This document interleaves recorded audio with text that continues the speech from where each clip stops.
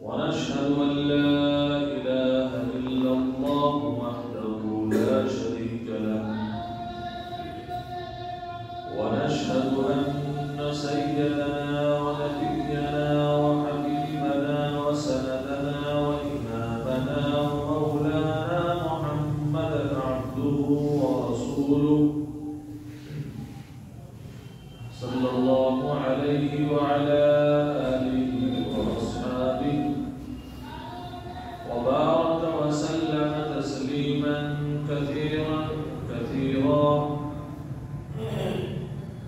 أما بعد، قال الله تبارك وتعالى في القرآن العظيم: أعوذ بالله من الشيطان الرجيم، بسم الله الرحمن الرحيم.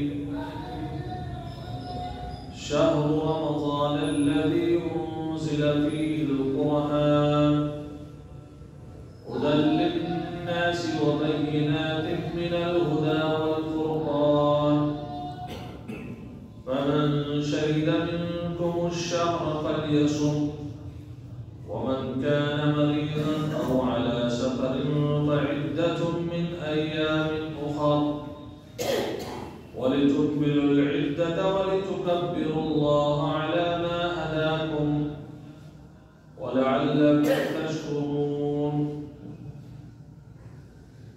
صدق الله العظيم.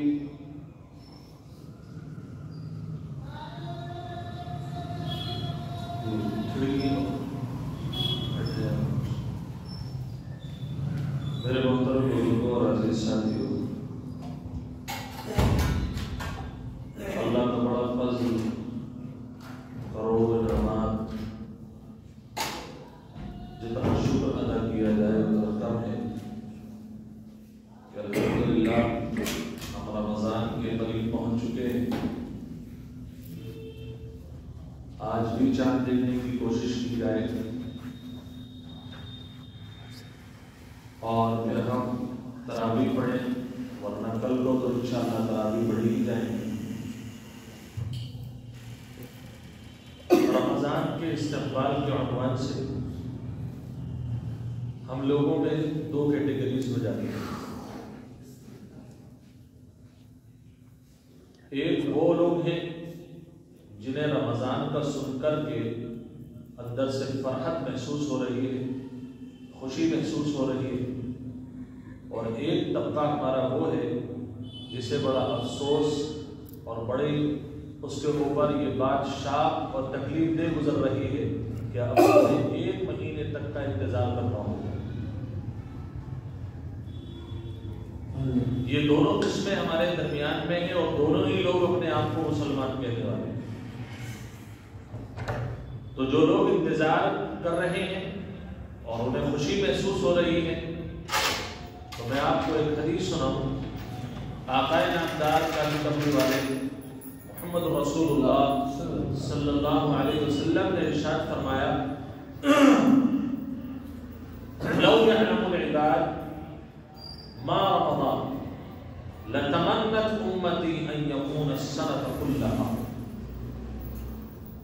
کہ اگر لوگوں کو اس بات کا پتہ چل جائے کہ رمضان آنے پر اللہ کی طرف سے برکتوں کا نزول کیسے ہوتا ہے، رمضان آنے پر اللہ ناراض لوگوں سے کیسے راضی ہوتا ہے، کس قدر راضی ہوتا ہے، اور اگر یہ پتہ چل جائے کہ رمضان میں اللہ کتنے لوگوں کی بخشش کرتا ہے اور کن کن چھوٹے چھوٹے اعمال کو بھی قبول کر لیتا ہے، اور وہ شخص جس کی دعائیں قبول نہیں ہو رہی تھی اس کی دعائیں بھی قبول کر لیتا ہے، اگر رحمت کا ذرہ برابر بھی اندازہ ہو جائے تو تمام کی تمام امت اللہ سے یہ آرزو کرے گی کہ اے اللہ رمضان کا مہینہ پورا سال چلنا چاہیے.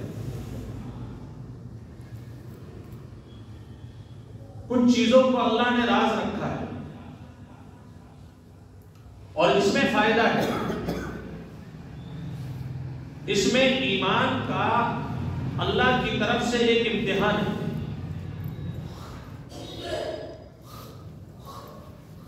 اللہ کے پیارے نبی محمد رسول اللہ صلی اللہ علیہ وسلم ایک مرتبہ شعبان کی آخری دن جیسے کہ آج کا دن ہے،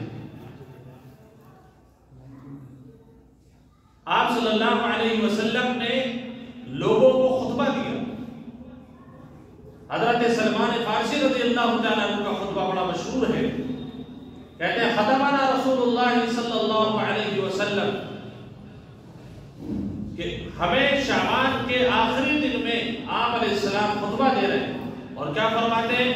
یا ایھا الناس قد اظلکم شہر عظیم شہر مبارک شہر فیہ لیلہ خیر من الف شہر۔ لوگو، میں تمہیں آج ایک ایسے مہینے کے بارے میں بتانے جا رہا ہوں جو بہت عظیم الشان ہے، جس کا مرتبہ بہت زیادہ بلند ہے، جو بہت مبارک ہے، اور اس کی مبارک کی ایک علامت یہ ہے اس میں اللہ نے ایک ایسی رات رکھی ہے کہ جسے وہ رات اللہ کی رضا کے ساتھ، اللہ کے تعلق کے ساتھ میسر ہو جائے تو اس شخص کو 1000 مہینوں کی عبادت کا ثواب ملتا ہے، اور اس سے بھی زیادہ ملتا ہے۔ 1 p.m.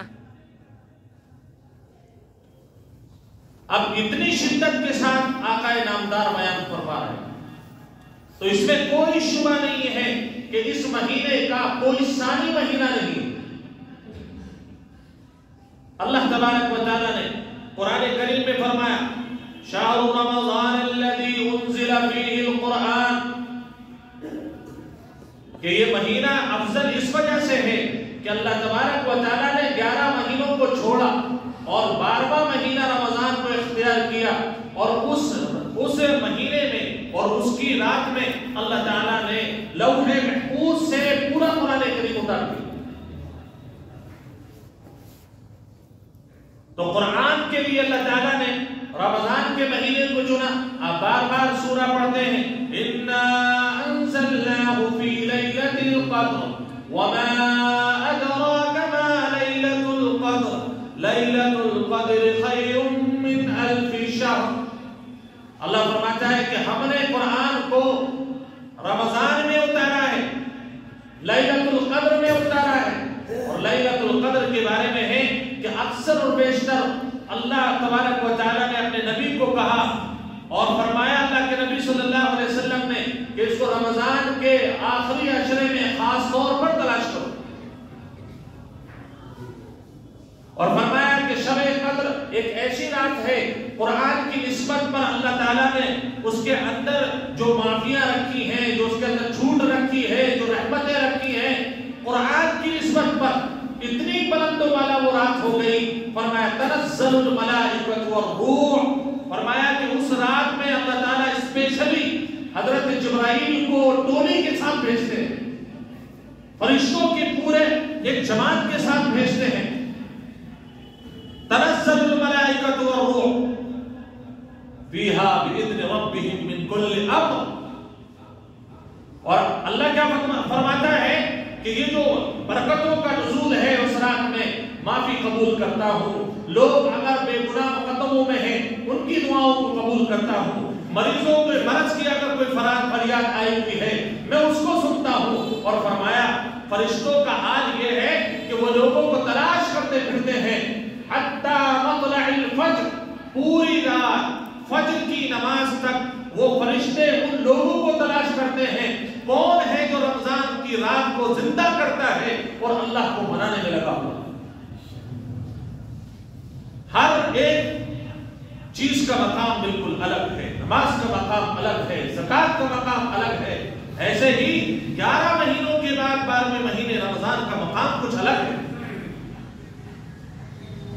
اللہ کے نبی صلی اللہ علیہ وسلم فرماتے ہیں اذا دخل شہر رمضان، کہ جب رمضان کا مہینہ داخل ہوتا ہے تو اللہ کی طرف سے ایک اسپیشل حکم آتا ہے فتحت ابواب السماء وفتحت ابواب الجنہ، اللہ جنت سے کہتا ہے کہ تمام دروازے کھول دو، اب تمہارے اندر جو بھی رمضان میں آئے گا وہ جنت میں جائے گا، اور فرمایا غلقت ابواب جہنم، اور جہنم سے کہا جاتا ہے کہ سارے دروازے بند کر لو، تمہارے اندر اب وہی آئے گا جو بدبخت ہوگا جس کے لیے اسپیشل حکم دیا جائے گا کہ یہ جہنمی ہے اسے ڈال دو ورنہ دروازے بند ہے، اور جنت میں اشارے سے جنت میں جائے گا۔ اللہ کے نبی صلی اللہ علیہ وسلم فرماتے ہیں وسلسلۃ الشیاطین، لوگوں 11 مہینے لگاتار تم کوششیں کرتے ہو کہ میں پابندی سے نماز پڑھوں، لیکن تمہیں کبھی کبھی کوئی ایسا کام لگتا ہے، جماعت چھوٹ گئی، نماز چھوٹ گئی، قضا ہو گئی، گھر سے ارادہ کیا کہ میں کچھ اللہ کے راستے میں صدقہ کروں گا، لیکن راستے میں کوئی ایسا کام آ پڑا کہ وہ پیسے وہاں پر لگ گئے، اب اس کے بعد مہینوں ٹل گئے، ہفتوں ٹل گئے، لیکن نیکی کرنے کا موقع نہیں ملا۔ آپ کا خواب تھا کہ میں لوگوں کو مسجد میں جا کر کے محلے جاروں کو میں کچھ کھلاؤں اور اللہ کی رضا حاصل کروں، لیکن موقع نہیں مل پا رہا کہ صاحب یہ کاروبار فیل ہو گیا، وہاں پر ضرورت پڑ گئی، ایمرجنسی میں قرضہ دینا پڑ گیا، سارے کام اپنی جگہ پر، لیکن اللہ فرماتا ہے یہ کیوں ہوا؟ کیونکہ 11 مہینے میں ہمارے ساتھ ساتھ میں ہمارے مخالفین تمہارے ارد گرد ٹہلتے، شیاطین ٹہلتے، وہ جنات ٹہلتے، وہ انسانوں کی شکل میں شیطان ٹہلتے، اور وہ تمہیں پھر موقع نہیں دیتے۔ تمہارا پیسہ خیر کی جگہ کو چھوڑ کر کہیں اور لگ جاتا ہے، تمہارا وقت نماز کی جگہ کہیں اور لگ جاتا ہے۔ اللہ کہتا ہے 12ویں مہینے میں سارے شیاطین کے سردار کو میں بند کرا دیتا ہوں، بند کر دو ان کو، اب میں ہوں اور میرا بندہ ہے، اللہ ہے اور اس کی مخلوق ہے، اللہ ہے اور اس کا نیک بندہ ہے، بس اس درمیان میں بندہ نیکی کا ارادہ کرے، اللہ بہت جلدی نیکی کے مواقع اس کو فراہم کر دیتا ہے۔ یہی آپ کا مشاہدہ اور میرا مشاہدہ نہیں کہ پورے 11 مہینے روزہ رکھنے کی تمنا ہوتی ہے کہ رکھوں گا، آج پیر کا رکھوں گا، آپ کے جمعرات کا رکھوں گا، پورا سال گزر جاتا ہے، رمضان آتا ہے روزہ رکھنا آسان، رمضان آتا ہے نماز پڑھنا آسان، رمضان آتا ہے زکات دینا آسان، صدقہ کرنا آسان، اور غریبوں تک ان کا حق پہنچانا آسان، سارے کام آسان ہو جاتے ہیں۔ وجہ یہ ہے کہ اللہ تعالیٰ نے جتنی فاؤنڈیشنز تھی وہ شیاطین کی ساری توڑ دی ہے اور سارے شیطانوں کو بند کر دیا۔ اللہ کے پیارے نبی محمد رسول اللہ صلی اللہ علیہ وسلم فرماتے ہیں یہ جو رمضان کے روزے ہیں نا، رمضان کے روزے یہ اتنے اہم ترین روزے ہیں، اتنے اہم ترین روزے ہیں کہ اگر ایک روزہ بھی چھوٹا پورے سال روزے رکھتے رہنا، لیکن تمہیں روزے کا ثواب تو ملے گا، لیکن ان روزوں کی برکتیں تمہیں پورا سال میسر نہیں ہو سکتی۔ کہاں سے لاؤ گے جبرائیل کو، اور کہاں سے لے کر کے آؤ گے اس فرشتوں کی جماعت کو، اور کہاں سے لے کر کے آؤ گے اللہ کی رحمت کو آسمان دنیا کے قریب، جبکہ اللہ تبارک و تعالیٰ بار بار اعلان لگاتا ہے یا باغی الخیر اقبل، ہے کوئی ایسا آدمی جو اللہ کو راضی کرنا چاہتا ہو، ہے کوئی ایسا آدمی جو اللہ کو منانا چاہتا ہو، ہے کوئی ایسا آدمی جو اپنے جنت کو بنانا چاہتا ہو۔ اللہ کے نبی صلی اللہ علیہ وسلم فرماتے ہیں پورا سال کوئی اعلان نہیں ہوتا، صرف ایک رات میں منادی اور پوری رات اعلان لگاتا ہے، رمضان کے ہر روزے پر ہر رات میں اعلان لگاتا ہے یا باغی الخیر اقبل، ہے کوئی نیکی کرنے والا آ جاؤ، اللہ تمہارا انتظار کر رہا ہے، اللہ تمہارا انتظار کر رہا ہے کوئی نماز پڑھنے والا اللہ تمہارے سجدوں کو گننے کے لیے تیار ہے، قبول کرنے کے لیے تیار ہے کوئی صدقہ نکالنے والا تمہارے صدقے کو اللہ قبول کرنے کے لیے تیار ہے، یا باغی الخیر اقبل و یا باغی الشر اقصر، اور فرمایا ہے کوئی آدمی جو یہ کہے کہ میں پورے 11 مہینے گناہ کرتا رہا، شراب پیتا رہا، چوریاں کرتا رہا، زنا کرتا رہا، اے اللہ میں معافی چاہتا ہوں، اللہ کہے گا تو ارادہ کر، بیچ میں شیطان کو نہیں آنے دوں گا، تو توبہ کر، تیری توبہ کو ڈائریکٹ میں قبول کروں۔ یہ ہے وہ کافران اللہ تعالیٰ نے ہمارے آپ کے لیے دیا۔ اللہ پورے سال سنتا ہے، لیکن جتنا قریبی ہو کر کے اس مہینے میں سنتا ہے، کسی مہینے میں اتنی فضیلت نہیں۔ رمضان کے برابر تو کوئی مہینہ ہی نہیں۔ اللہ کے پیارے نبی محمد رسول اللہ صلی اللہ علیہ وسلم ارشاد فرماتے ہیں کہ یہ روزہ ایک ایسی چیز ہے کہ اس کے کوئی مثال ہی نہیں، کوئی مثال نہیں، بلکہ آپ صلی اللہ علیہ وسلم فرماتے ہیں کہ اللہ کہتا ہے الصوم لی وانا اجزا بہ، تمام کام لوگ ریاکاری کے ساتھ کر سکتے ہیں، نماز مجھے دکھانے کے لیے پڑھی جا سکتی ہے اور میں کسی اور کو دکھانے کے لیے لمبا سجدہ کر سکتا ہوں، پیسہ دیتے وقت ذہن میں آ سکتا ہے کہ لوگ مجھے سخی کہیں، لوگ مجھے اعلیٰ کہیں، لوگ مجھے بڑھیا کہیں، لیکن جب روزہ رکھتا ہے بندہ تو اس میں کسی کو اندازہ نہیں ہے کہ یہ بھوکا ہے یا پیاسا ہے، کسی کو اندازہ نہیں ہے کہ اس نے کھایا ہے نہیں کھایا ہے. یہ بندے کا اور اللہ کا راز ہے. جب اللہ کے لیے روزہ رکھا، اللہ کہتا ہے تمام چیزوں کا ثواب فرشتوں سے دلواؤں گا. جب روزے دار روزے سے آئے گا، اللہ کہتا ہے میں نے روزے دار کا بدلے دو رکھے ہیں. ایک بدلہ یہ رکھا ہے کہ میں اس سے براہ راست ملاقات کروں، اللہ براہ راست ملاقات کرے گا. اور دوسرا جنت کو حکم دیا ہوا ہے باب ریان تیار کرو. جنت کو پورا سال تیار کیا جاتا ہے، 11 مہینے اس میں بیل بوٹے لگائے جاتے ہیں، اور جنت تو جنت ہے، اس کا کیا مقابلہ، اس کا کوئی مقابلہ نہیں ہے، لیکن پھر بھی تیار کیا جاتا ہے. اللہ کہتا ہے اسپیشل تیار کرو، یہاں پر یہ پودا لگاؤ، یہاں پر یہ نیکیاں لگاؤ، یہاں پر یہ چیز لگاؤ، میرے بندے کو جو پسند ہے وہ سب کچھ لگا دو. اور 11 مہینے تیار کرنے کے بعد اللہ کہتا ہے جنت اب گیٹ بھی اسپیشل ہونا چاہیے. روزے دار کے لیے اللہ کی جنت میں گیٹ بھی اسپیشل ہے، اسے باب ریان کہا جاتا ہے. باب الریان. اللہ کہے گا تم روزے سے آئے ہو، بہت سارے لوگ کہیں گے اللہ حج لے کر کے آیا ہوں، ٹھیک ہے، نماز لے کر کے آیا بہت اچھی بات ہے، میں صدقات لے کر کے آیا بہت اچھی بات ہے، رشتہ داروں کا حقوق ادا کرے بہت اچھی بات ہے، چلو تمہارے لیے جنت کا فیصلہ ہو گیا.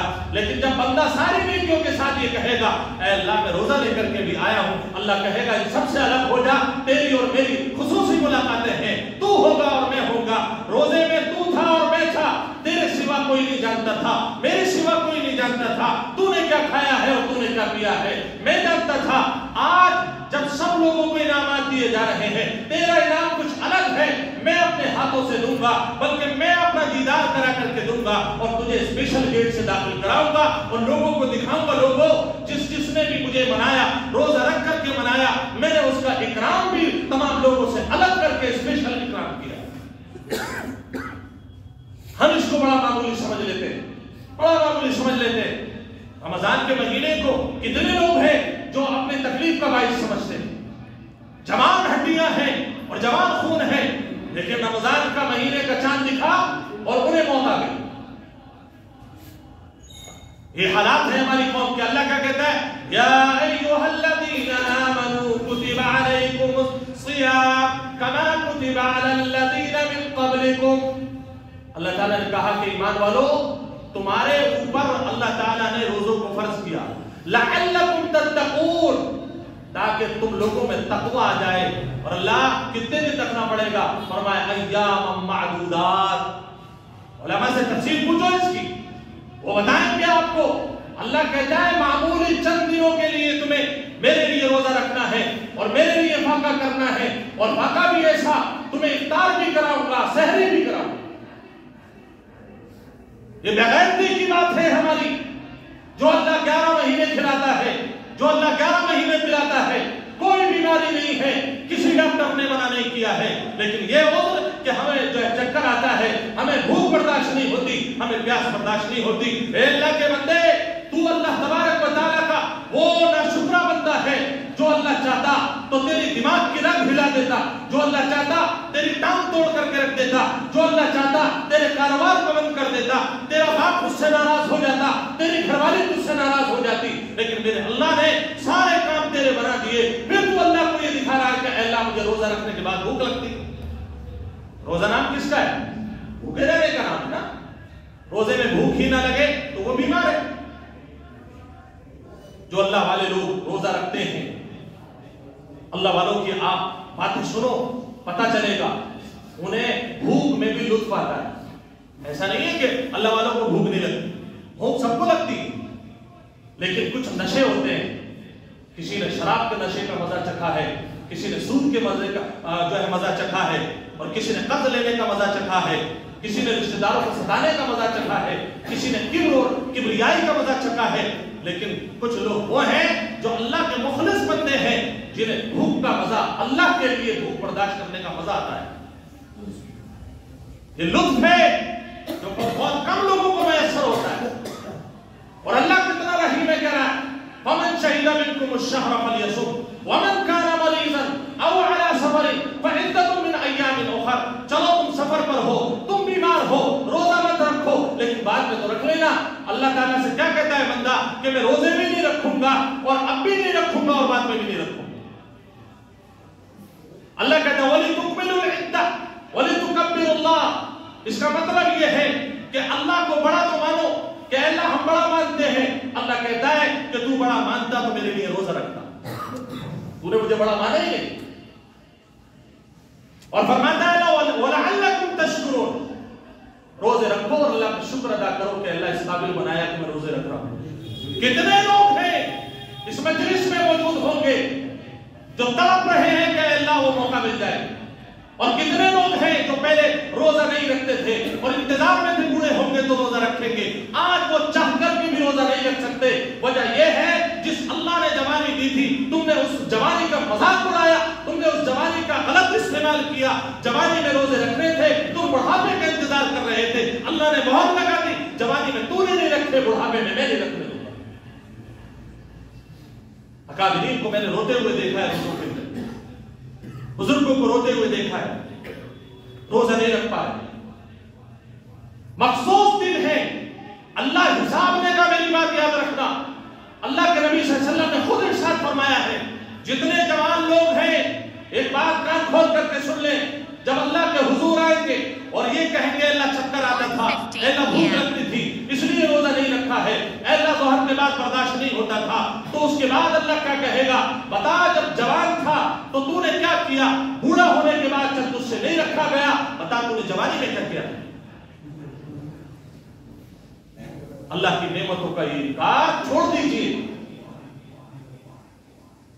جو پردوں کے اندر لگے ہوئے ہوٹل ہیں, یہ ہوٹل اصل میں اللہ کے عذاب کا ایک اثر ہے اور اللہ کے عذاب کی ایک نشانیاں ہیں. جب قوم اللہ سے کٹ جاتی ہے تو پھر اللہ تبارک و تعالیٰ گناہ کے مواقع فراہم کرتا ہے, کر لے اب تجھے جتنا کرنا ہے. اور اللہ کو دیکھو محبت کتنی ہے روزداروں سے. اللہ کے نبی فرماتے ہیں وَلَا خَلُوفُ فَمِ الصَّائِمِ, کہ اگر کوئی شخص بھوکا رہتا ہے, تڑپ ہو رہی ہے, کھانے کی تڑپ ہو رہی ہے اور معدے میں سے اس کی بدبو آ رہی ہے, کس وجہ سے, نہ کھانے کی وجہ سے, کھانے کی وجہ سے نہیں, نہ کھانے کی وجہ سے اندر سے بدبو آ رہی ہے. اللہ کہتا ہے دنیا اسے بدبو کہتی ہے, میرے بندے میرے نزدیک یہ مشک اور عنبر سے زیادہ خوبصورت خوشبو ہے جو تیرے معدے سے نکل رہی ہے, روزے کی وجہ سے نکل رہی ہے.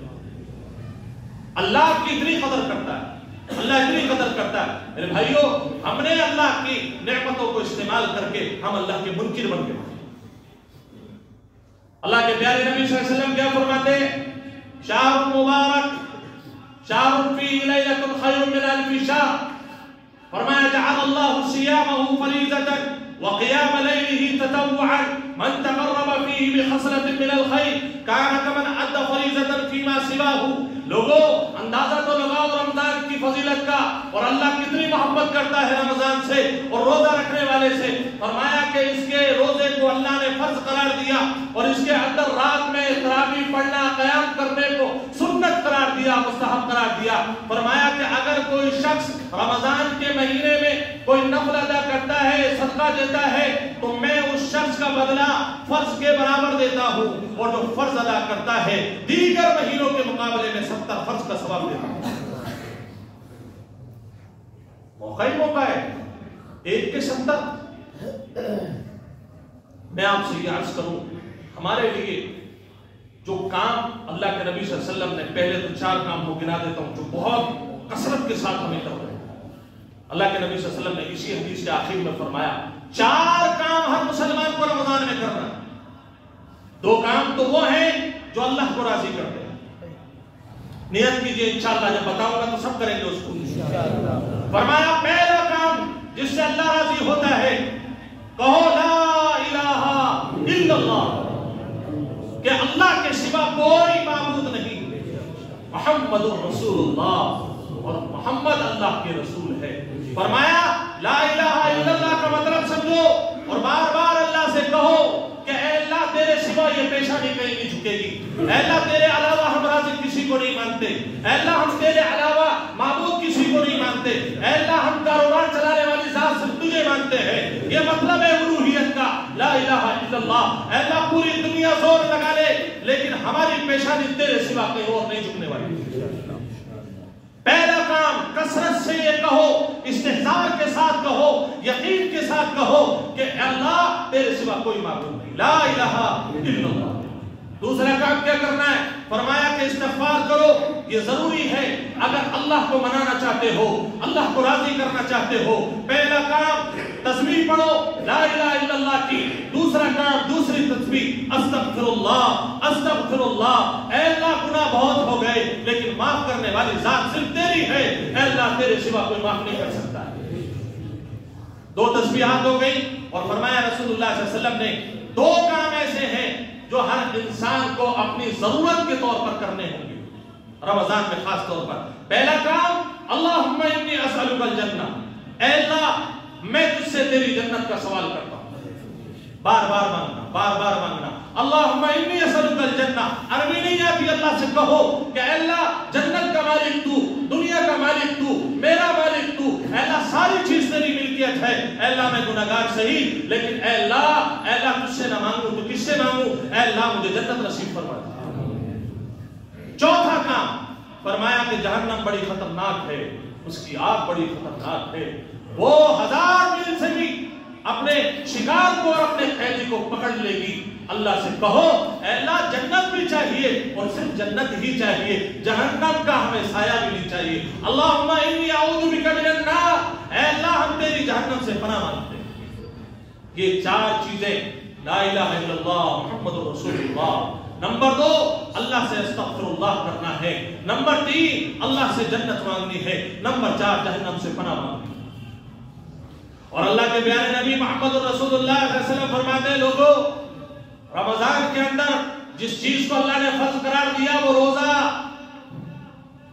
اب اگر آپ کے اوپر کسی کا قرض ہے تو وہ ادا ہی کرنا ہوگا۔ جب دنیا کا آدمی چھوڑنے کو تیار نہیں ہے تو رب کائنات جس نے بچپن سے لے کے بڑھاپے تک آپ کے کھانے، آپ کے رہنے، آپ کے سونے، آپ کی شادی بیاہ سب کا انتظام کیا، وہ اللہ آپ سے سوال نہیں کرے گا کہ جو چیزیں میں نے متعین کی تھی آپ نے کی کیوں نہیں؟ جعل اللہ صیامہ فریضہ، روزہ فرض ہے اور اللہ پوچھے گا اور اللہ سوال کرے گا تیرے باڈی میں طاقت تھی، تجھے جوانی تھی، تو نے روزہ کیوں نہیں؟ دوسری چیز وقیام لیلہ تطوعا، رات کو کھڑے ہو کر کے پورا دن بھوکا رہو، اور میں آپ کو بھوکا رہنا اس لیے کہہ رہا ہوں کہ اللہ کو بھوکا معدہ ہی چاہیے۔ یہ جو ہمارے یہاں سحری اور افطار کا جو مسئلہ ہے بے چینی کا، اس کو ختم کر دیں۔ روزے کا مطلب ہے اللہ کے لیے بھوک برداشت کر رہا۔ اب مجھے آپ بتائیے جو ہم سحری کرتے ہیں، جو افطار کرتے ہیں، اس میں کہیں بھوک کا نام ہے؟ کہیں نہیں۔ ہماری حالت یہ ہو جاتی ہے، اور جتنی زیادہ سحری کرو گے اتنی زیادہ پریشان رہو گے۔ جتنی ہلکی سحری اور نیت کر کے اللہ مجھے تو بھوکا ہی رہنا ہے، مقصد تو بھوک ہے، بھوکے رہ کر ظہر پڑھوں گا، بھوکے رہ کر عصر پڑھوں گا، اور اللہ کے کرم کی بات ہے تیسری اذان پر تو روزہ ہی کھلوا دے۔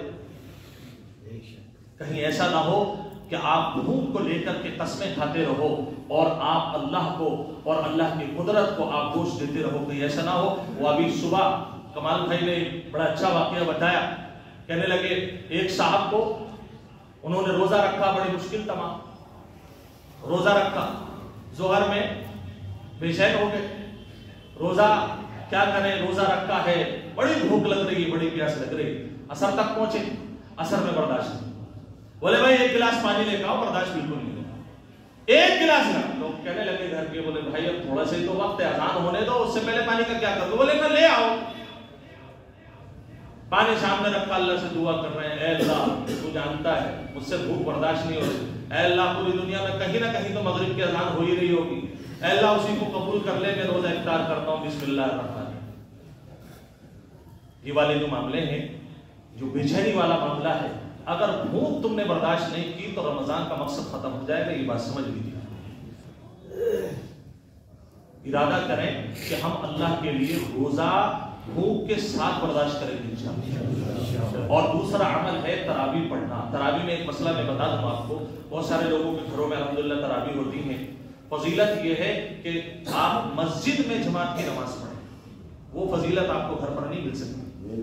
مسجد میں نماز پڑھیں اور 10 منٹ کی تاخیر ہوگی، بھائی نیکیاں بٹورنے کے لیے تو جمع ہوئے ہو، 10 منٹ اگر تاخیر ہو گئی اس کا الگ سے اللہ ثواب دے گا. پھر جا کر کے آپ اپنے گھروں پر تراویح کریں. اور ایک آخری بات، یہ جو آج کل اللہ معاف کرے جو یہ ڈرامہ چل رہا ہے 10 دن کا، 7 دن کا، 8 دن کا، یہ میں اسے ڈرامہ کہوں گا. یہ ایک ضرورت کے تحت جائز تھا، وہ ضرورت تو بہت ہو گئی اور اسے ہم نے مشغلہ بنا دیا. ان لوگوں کے لیے درست تھا 10 دن کی تراویح یا کم دن کی تراویح کہ جنہیں سفر کرنا ہے، جنہیں کہیں جانا ہے، جو اس سنت کو مستقل طور پر ادا نہیں کر سکتے. تو دو چیزیں الگ الگ ہیں. پورے رمضان تراویح میں قرآن سننا یہ الگ سنت ہے اور تراویح پڑھنا الگ سنت ہے. 10 دن کی تراویح پڑھی، 15 دن کی پڑھی، اس کے بعد اللہ اللہ خیر صلی اللہ، کون مسجد، کون امام، کون متولی، بولے بھائی اگلے سال ملے. یہ حالات ہے. ایک ایک لمحہ آپ کا خدا کی قسم. اللہ کے نبی صلی اللہ علیہ وسلم کی حدیث میں نے شروع میں سنا ہے، دوبارہ دوہرا دیتا ہوں. میرے نبی فرماتے ہیں لو یعلم العباد ما رمضان لتمنت امتی ان یکون السنۃ کلها، کہ اگر لوگوں کو رمضان کے ایک ایک منٹ کی برکتیں پتہ چل جائے، خدا کی قسم پوری امت یہ دعا کرے گی اے اللہ رمضان پورے سال چلنا چاہیے. نیت کریں انشاءاللہ پورے مہینے تراویح پڑھیں گے انشاءاللہ اور پورے مہینے کے روزے رکھیں گے انشاءاللہ اور ایک لمحہ بھی ضائع نہیں کریں گے. آخری بات، قرآن کا اور روزے کا اور رمضان کا تعلق ہے. لوگ کہتے ہیں بھوک لگ رہی ہے، ایک سسٹم بتاتا ہوں. فجر کے بعد جیسے ہی آپ آئیں قرآن ہاتھ میں لے لیجئے. قرآن کو اللہ تعالیٰ نے کون سے مہینے میں اتارا؟ رمضان میں. اس کا مطلب رمضان کا اور قرآن کا تعلق ہے. اس لیے آپ حضرات قرآن کو زیادہ سے زیادہ پڑھیں تاکہ ہمارے روزے کے اندر ایک ڈیکوریشن آ جائے، ایک چمک سی آ جائے. اللہ تبارک و تعالیٰ تینوں باتوں پر عمل کی توفیق نصیب فرمائے. زکوٰۃ کا مسئلہ یہ سوال کیا تھا، دیکھیں مختصراً عرض کروں گا کہ زکوٰۃ میں 8 مصرف ذکر کیے ہیں. ابھی کوئی صاحب کہہ رہے تھے کچھ سید صاحب ہیں وہ بھی زکوٰۃ لے ہیں. جو آل علی ہے، جو آل عباس ہے، آل جعفر ہیں اور آل عقیل ہیں اور حارث بن عبد المطلب کے اولاد میں سے ہیں، ان لوگوں کے لیے زکوٰۃ لینا حرام ہے. بات سمجھ لیجیے، ورنہ سید میں اطلاع ہو. سید کہنے کے بعد یہ چیز ہے. دوسری چیز، جن لوگوں کے پاس 52.5 تولے چاندی پہلے سے رکھی ہوئی ہے یا تھوڑی سی 2, 3, 4 تولے یا آدھی کلو چاندی ہے اور اس کے بعد جو ہے کچھ نقدی ہے، وہ کل ملا کر کے 52.5 تولے چاندی خرید سکتے ہیں. ایسے لوگوں کو زکوٰۃ دینا بھی حرام ہے اور ایسے لوگوں کے لیے زکوٰۃ لینا ایسا ہے جیسے کہ وہ غلاظت اپنے منہ میں رکھ رہے ہیں. اب دوسرا مسئلہ یہ ہو گیا زکوٰۃ کا مسئلہ. دوسرا مسئلہ آپ سید ہے، غریب ہے، کیا کریں اس کا؟ تو وہ آپ کے گھر کا فرد ہے. وہ آپ کے بھائی رسول اللہ صلی اللہ علیہ وسلم کی نسل اگر آپ کے دسترخوان پہ آ جائے تو آپ اسے خوش قسمتی سمجھیں گے یا بد قسمتی سمجھیں گے؟ رسول اللہ کی. تو آپ اپنے پاک مانگنے سے ان کو دیجیے. زکوٰۃ بہت محدود ہے، بہت مخصوص لوگوں کے لیے. چھان بین کر کے زکوٰۃ دیں. یہ جو آپ کے مسجدوں کے گیٹوں پر کھڑے ہوئے لوگ ہوتے ہیں ان کو زکوٰۃ دینے سے بھی علماء نے منع کیا. چھان بین نہیں کرو گے پھنس جاؤ گے آخرت میں. تو خوب دیں، خوب ہاتھ بھر بھر کر کے دیں، لیکن دیکھ بھال کر کے دیں. اللہ تبارک و تعالی ہمارے صدقات اور زکوٰۃ کو بھی قبول فرمائے. آمین.